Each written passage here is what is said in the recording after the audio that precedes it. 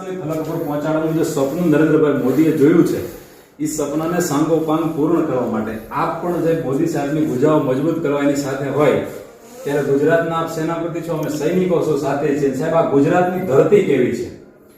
એક તો આપ જે ખોળિયાથી આવો છો એમના માટે લોક સાહિત્યમાં એવું કહેવાનું છે કે મિત્રો માટે મરી પડે અને વહમાં જેના વેર જગ આખું જાતું કરે પણ મૂકે નહીં મેં.